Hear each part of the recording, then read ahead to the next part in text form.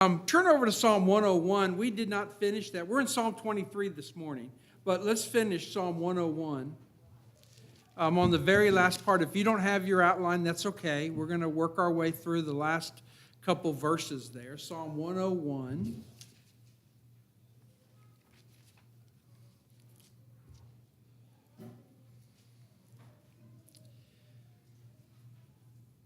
This psalm, as we talked about, was attributed to David.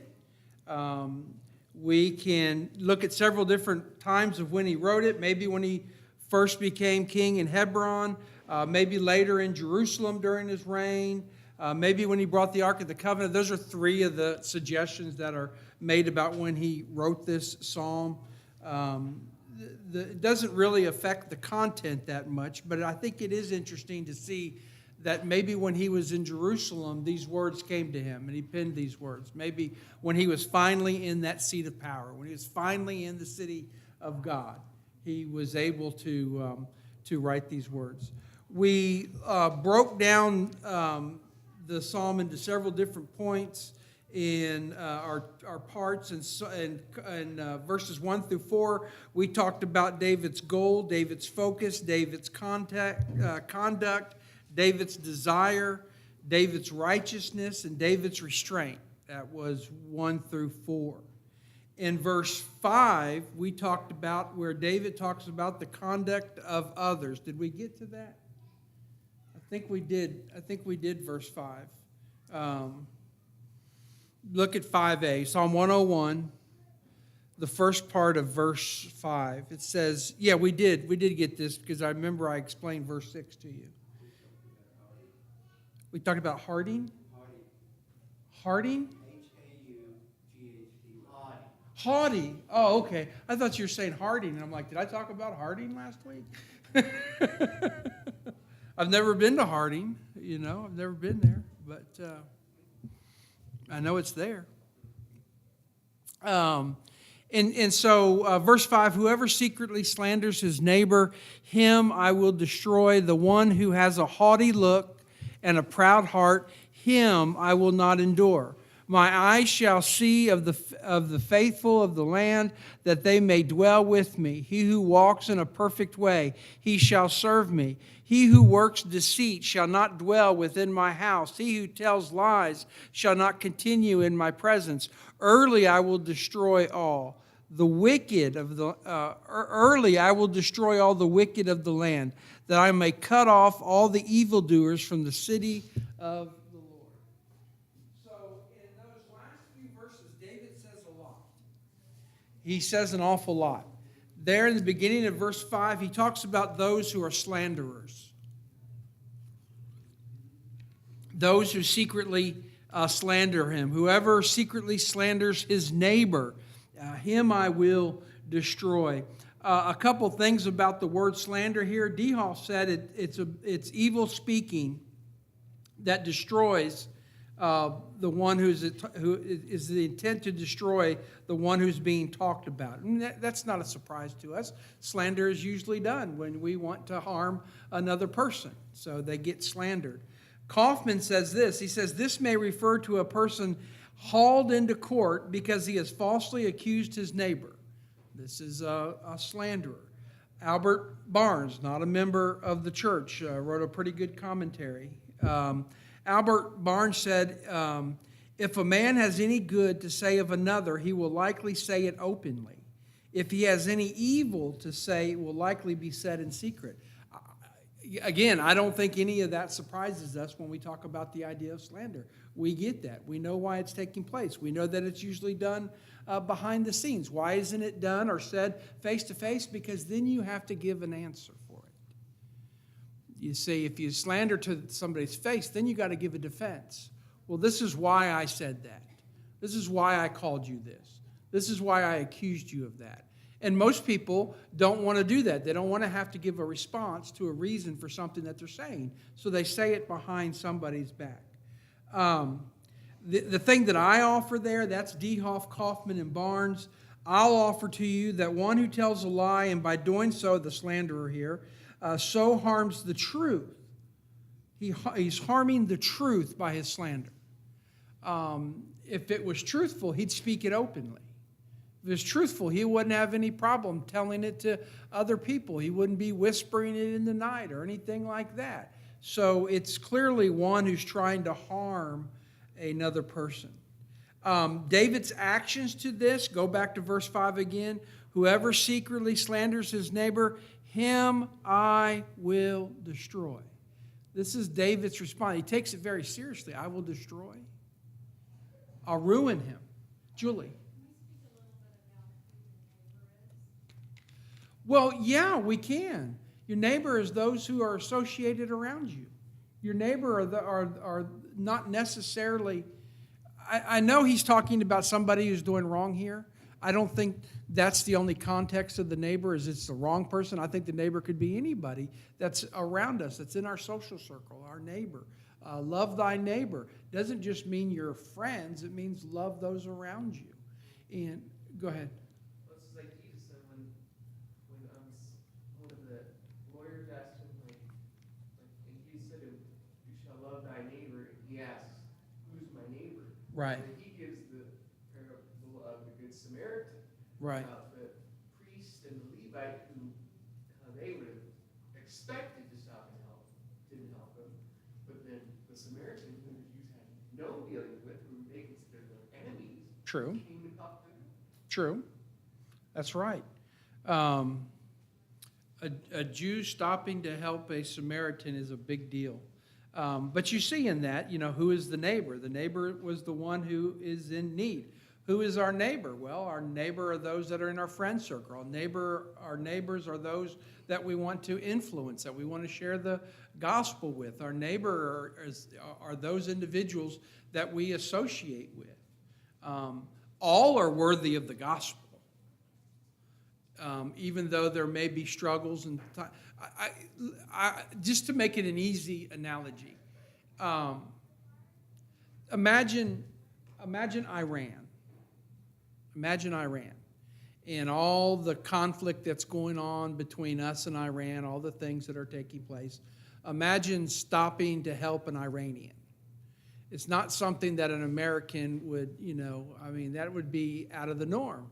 That's the enemy.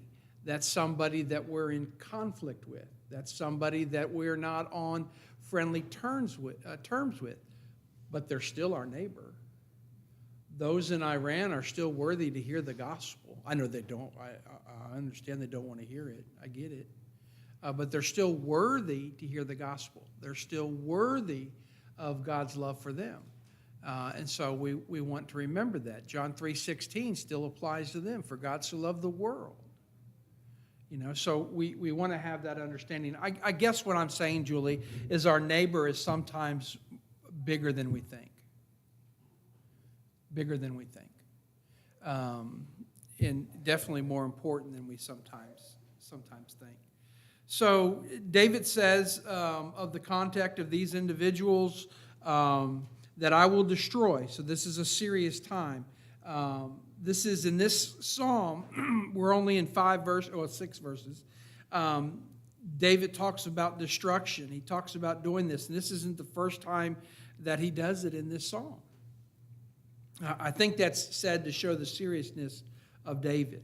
And then we talked about he who has a haughty look and a proud heart. That's the second part of verse 5.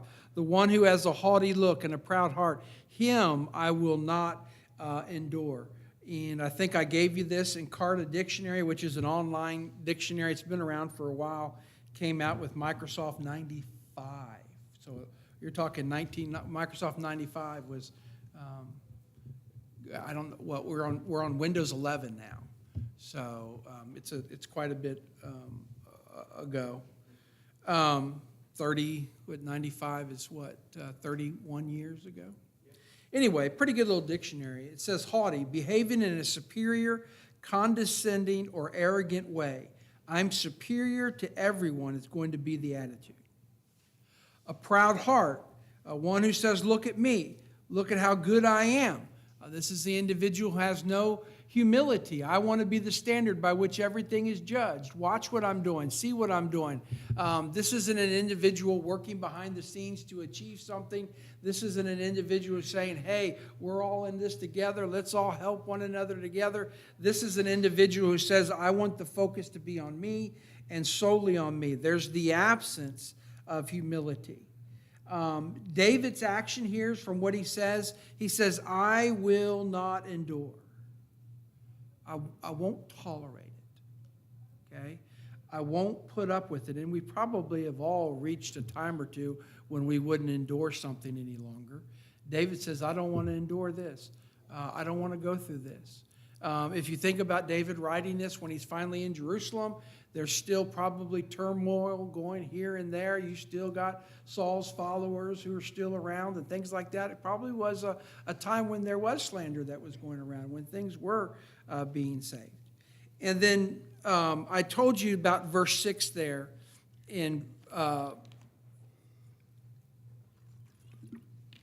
Remember when I told you this? In the Greek, there's a phrase called the apostrophe.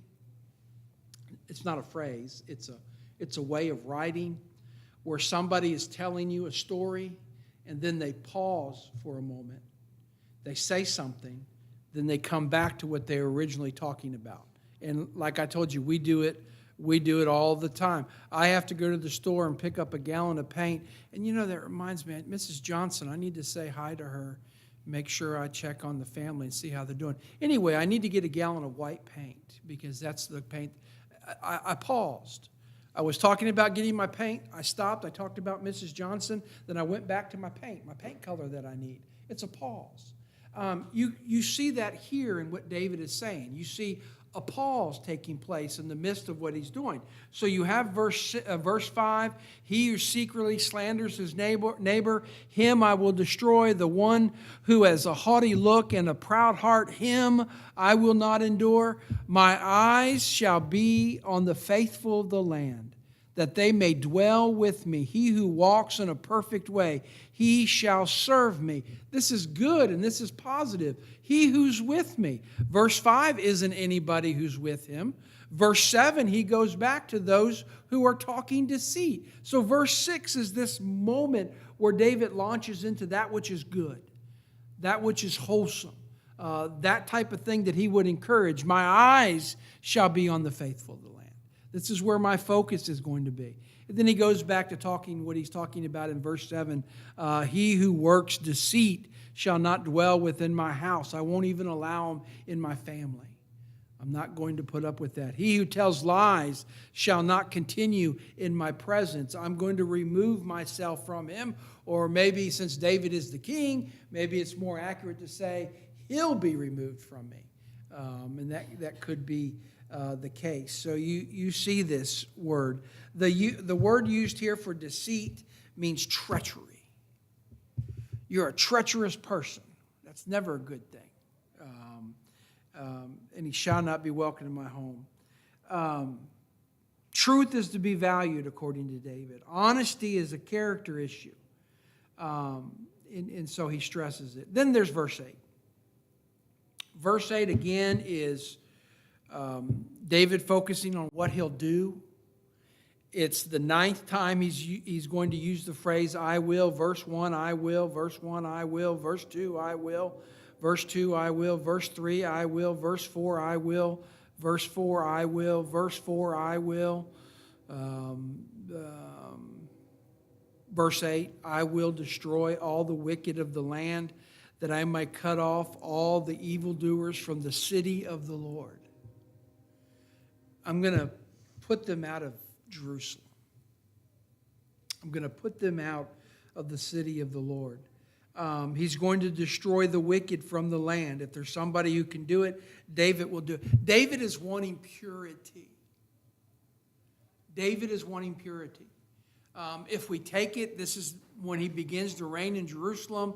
He's starting with a clean slate. I want those around me who are going to be good. I want those around me who are going to be godly. This is the thing that I want more than anything else.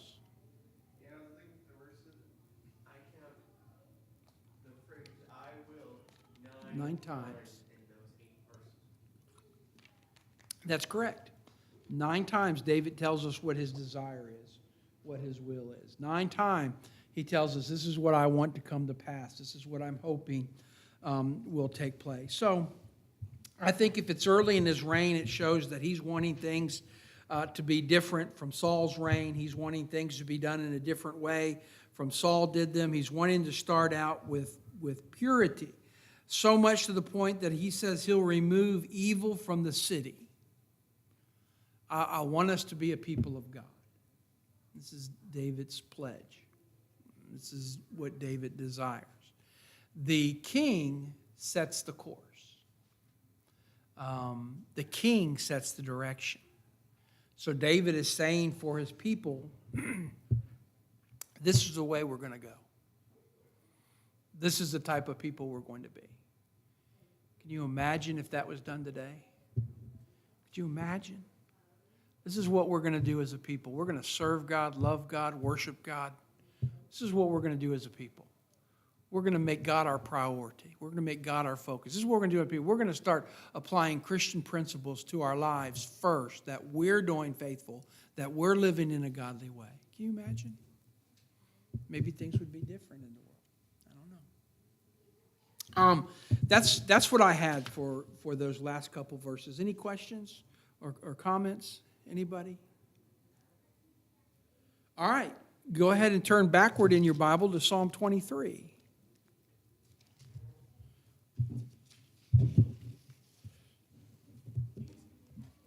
I'm interested to see if I can read this psalm because I've got so many notes written on that one little psalm. I don't know if I can see it.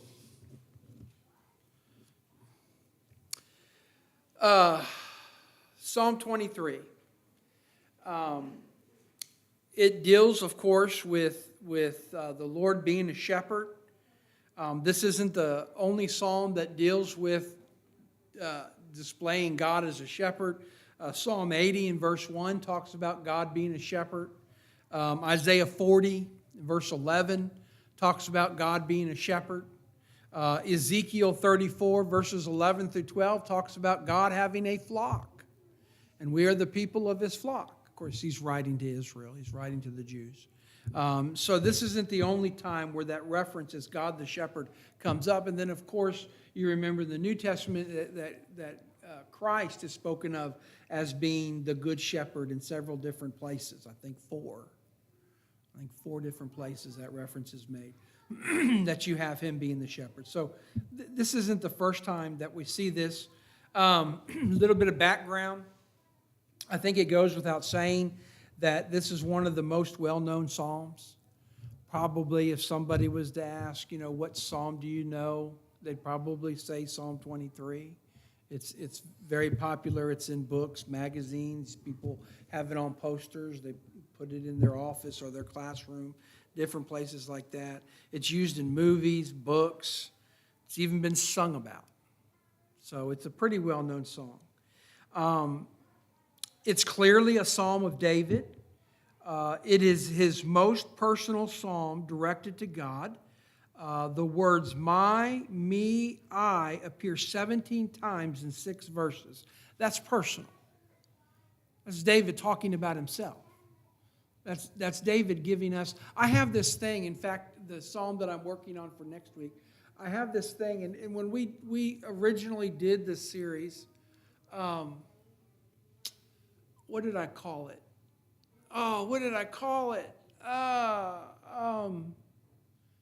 Soul Talk.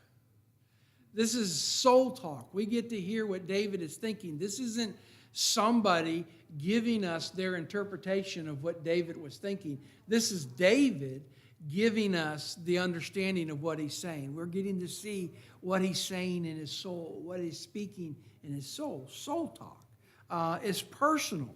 It's something that is intimate for David. I do want to offer this. This is more than a funeral psalm. I've used it at funerals, but it's more than that.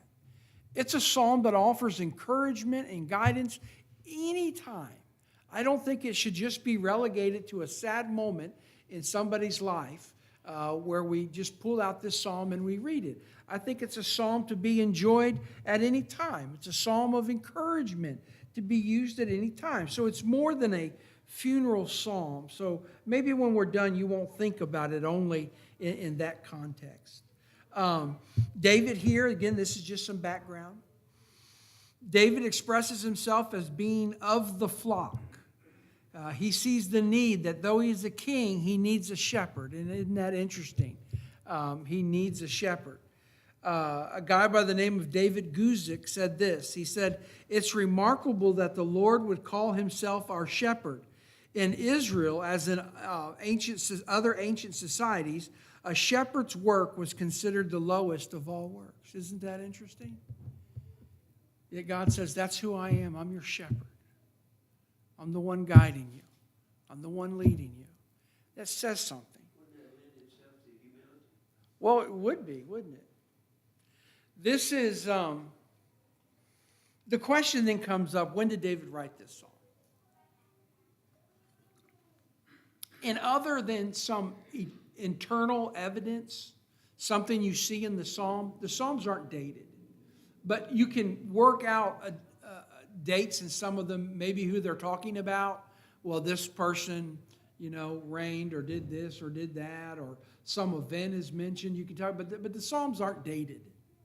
And so a lot of people kind of wonder, when did he write this psalm? Some would suggest, and it's a suggestion, some would suggest that David wrote this psalm. Hear me out. Some would suggest that David wrote this psalm when he was a little shepherd out in the field. And this is something that he penned. I think it shows too much maturity for that. I think this is a psalm being written by a man who has lived. I think it's a psalm that's written by a man who has come to see God's divine hand in his life. This is a man who has seen God work for those who are good and godly, and he has seen God work against those who are evil. This psalm is written, I'll suggest to you, with experience. With experience. So when David is saying, the Lord is my shepherd, he knows what that means. He knows what it's like. He knows how he's been guided by the Lord and protected by the Lord. So I'll suggest to you that it speaks to David being mature. Okay? And I think it is a mature psalm. I think it's a serious psalm. I think it's meant to be that way. I think it comes across that way. And so it matters how we come to it. It matters how we see it. It's a psalm that I think in reference to God, and like I told you, it's personal to David, I, me, all these different things that he's saying. I think it's a psalm that reveals a heart that's focused on God. And who wouldn't want that? We want our heart to be focused on God. Surely we do. We want our heart to dwell on God. Absolutely we do. And so we can kind of relate, well, not kind of, we can put ourselves in a relationship with David here and see what he's saying and why he's saying and relate. Us looking back today with our experiences, we can come to this psalm and say, I get it. I get where David is coming from. I've been in the valley of the shadow of death. I've had that feeling. I feel that I've been there. It's God that's gotten me through. We all kind of have that feeling, and we have it from experience, from the things that we've experienced in this life. I'll suggest to you that in just these 6 verses, there's 5 divisions. And you're like, oh, is that a division for each verse? Almost. But I'll suggest there's 5 divisions. David talks about God's love. He talks about God's work. He talks about God's comfort. He talks about God's care. These are on your outline, by the way. And he talks about God's assurance. So in this one psalm, he covers 5 different things that he wants his reader to know, that he wants us to understand. Look at the first one. The Lord is my shepherd. In fact, let's read it, and then we'll come back and we'll break it up. The Lord is my shepherd. I shall not want. He makes me to lie down in green pastures. He leads me beside the still waters. He restores my soul. He leads me in the paths of righteousness for his name's sake. Yea, though I walk through the valley of the shadow of death, I will fear no evil, for you are with me. Your rod and your staff, they comfort me. You prepare a table before me in the presence of my enemies. You anoint my head with oil. My cup runs over. Surely goodness and mercy shall follow me all the days of my life, and I will dwell in the house of the Lord forever. Great psalm. Great psalm. And so the first thing that we see in verse 1 is David begins with God's love, if you think about it that way. David affirms who he's addressing. The Lord is my shepherd. It's God who is the focus of this psalm. It's God who David is talking about him. And he affirms about how he sees God. God, that's who I'm talking to. You're my shepherd. That's how I see you. That's what I believe the relationship between you and I is. I put on your outline this thought. David thought about God, the God of Israel. As he thought about his relationship with God, he made the analogy of a shepherd and his sheep. I got that from somebody, but I can't tell you who I got it from, so I just put quoted. What a great way to see God. God, you're the one that leads me. Not a bad way to begin a prayer, is it? God, you're the one who guides me. God, I know that you're the one who is leading me. God, I know you're the one that's taking me where I need to go and directing me where I need to go and watching my steps. God, it's you. Not a bad way to begin a prayer, is it? Pretty good. I guess it comes down to how we're focusing on God and how we're seeing God. So David affirms he's addressing him. David gives us an understanding of how he sees him. He's the shepherd. I mentioned to you earlier, this is the same way in which Christ identifies himself. John 10 and verse 10 and verse 11, I'm the good shepherd. Hebrews 13 and 20, 1 Peter 5 and verse 4. The second thing that David does in verse 1 is he affirms God's blessing, where he says these things, I shall not want. You are a God who takes care of my needs. I say on your outline, the I is important here.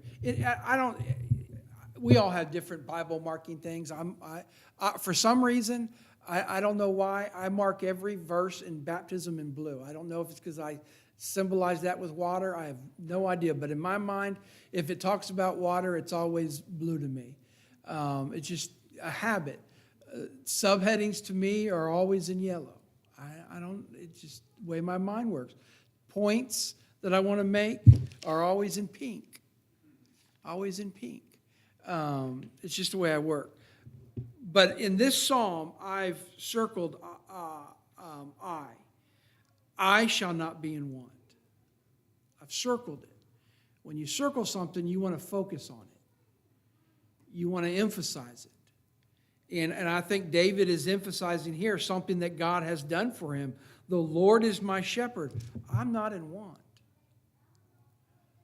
The Lord is there for me. The Lord is taking care of me. Are we always responsive to what God does for us? No.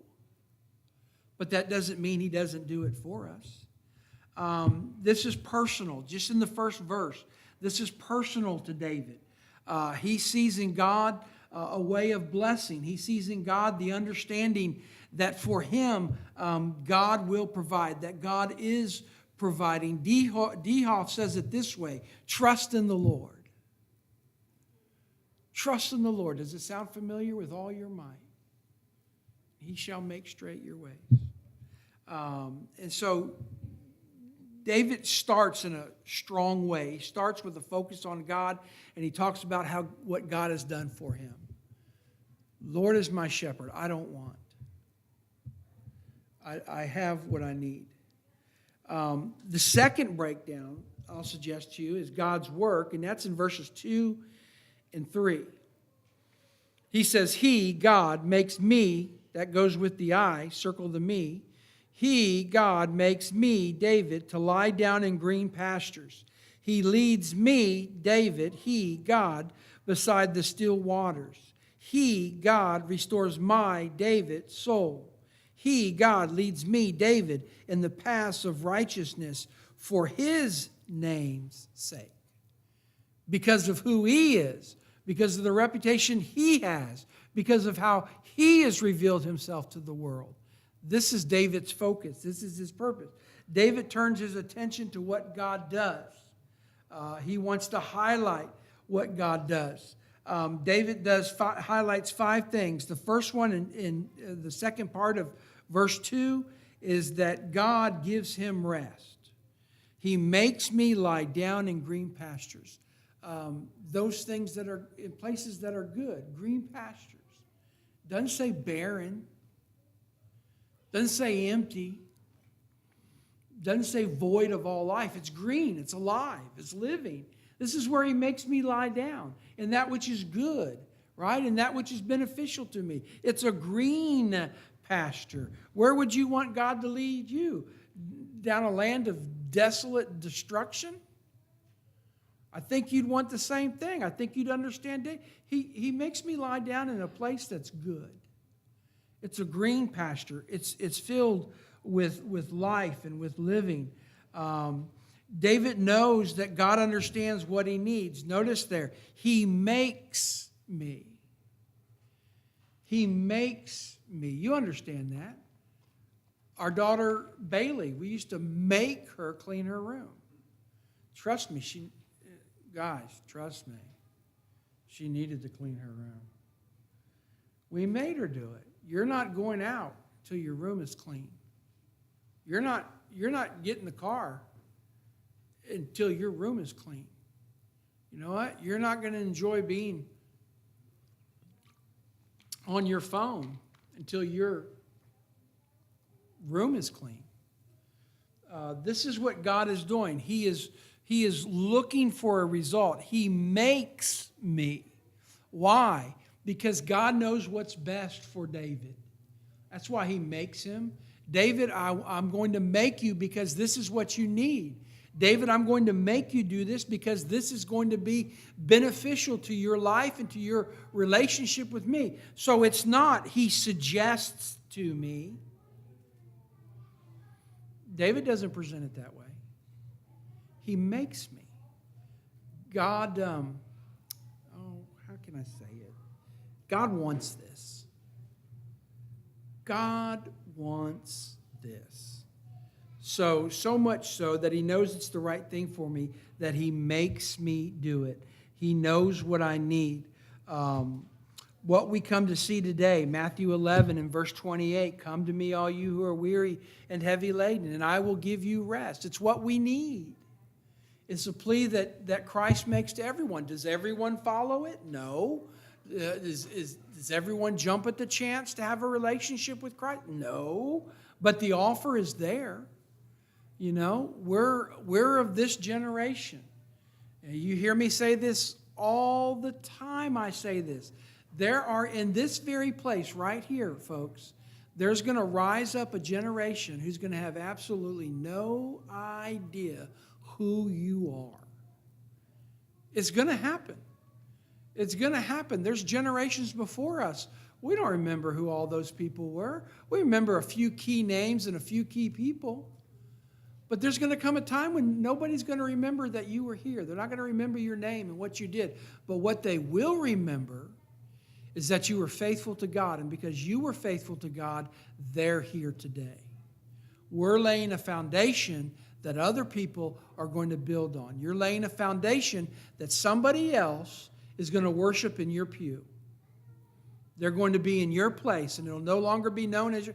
I know, just walking in the door where Lewis and Sherry sit. I know.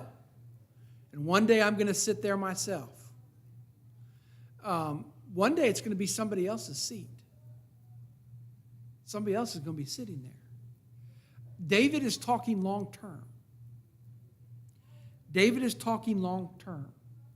David is talking about the understanding that God is doing for him that which is not temporary, but that which is necessary. So for that generation that's going to come for us, the cross is waiting for them. The blood of Christ is waiting for them. For that generation that we're not going to know, we have no idea who they're going to be, where they're going to come from, what family they're going to be a part of. Got no idea. But everything is patiently waiting for them because of where we are today.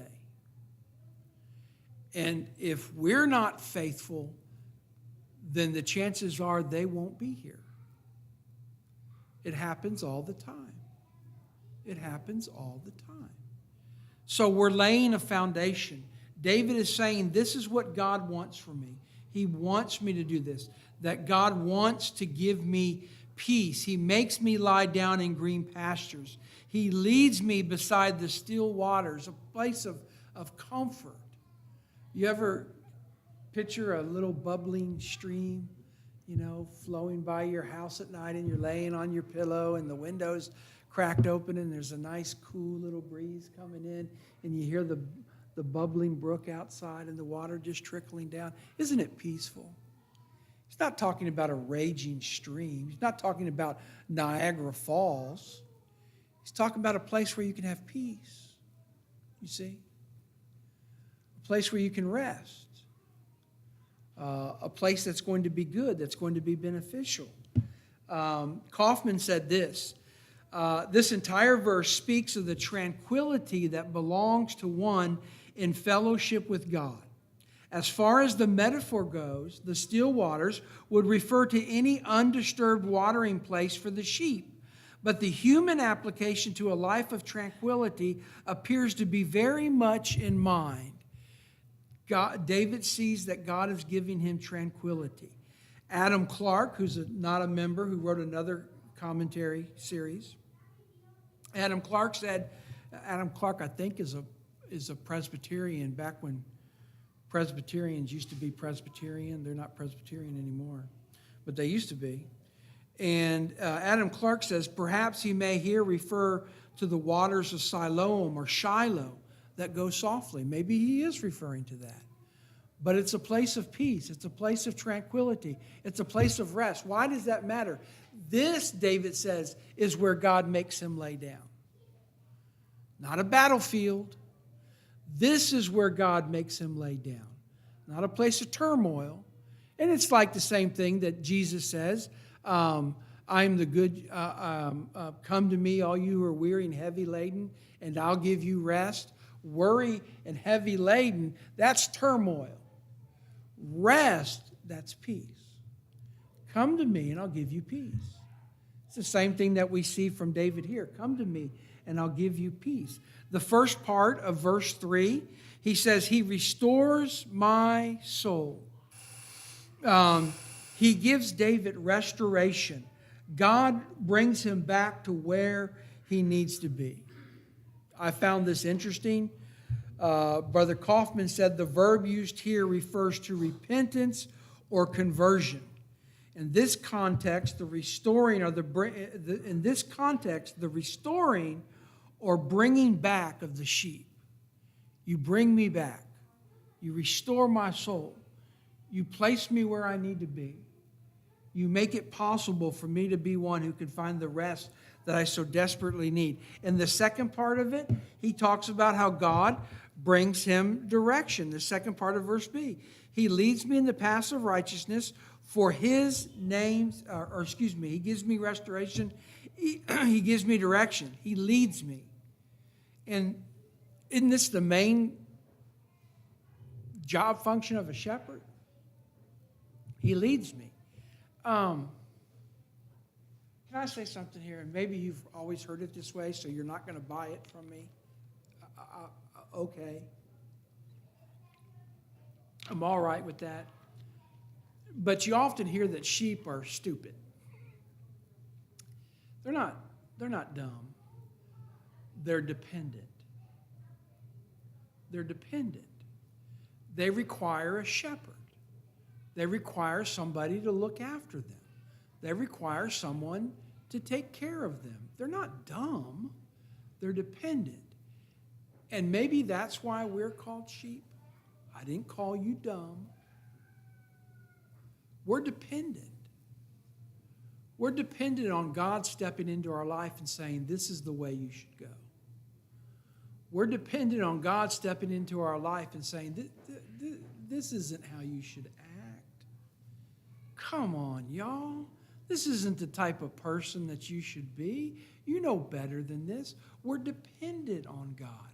David is seeing this dependence. David is seeing that God is taking him where he so desperately needs to be.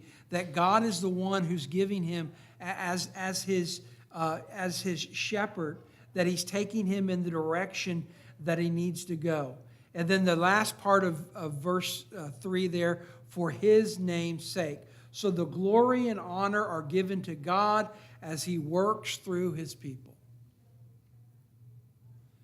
We know it. Who led the people out of bondage? Moses.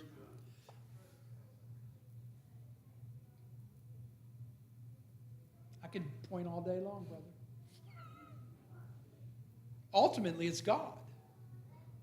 Moses was being used by God. But it's God leading the people out of bondage. You're right, Joe. It's Moses. It's God working through Moses. He's the mouthpiece. He's the one by which he's interacting with the nation, with the people. He's the way in which he's shepherding them. Moses, here's what you're going to do. Moses, this is why you're going to do it. Moses, this is where you're going to go.